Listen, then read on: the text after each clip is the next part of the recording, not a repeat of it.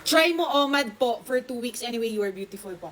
Guys, alam nyo ba na halos lahat ng mga sexy friends ko, ito yung sinasuggest nila. But I want you to know that OMAD is not for everybody. Hindi lahat kayang isang beses na kumain sa isang araw. As in, parang torture yun sa utak ko, be. Ang ginawa ko, sukat yung kanin, tapos more on fish and vegetables ako recently mula nung na-hospital nga ako. At sinunod ko talaga yung sinabi ng doktor na kung sino yung taong nagpa-high blood sa akin, iwasan ko muna.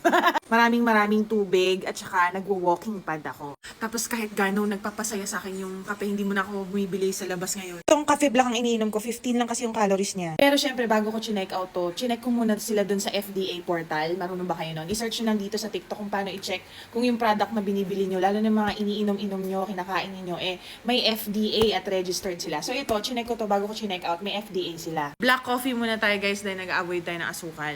Gusto ko rin i-surprise kayo kasi diba ilang weeks ago yung video namin ni Zoe na prinank niya ako, inalog-alog niya yung chan ko, sobrang laki talaga. Guys, ang laki na ng development ngayon.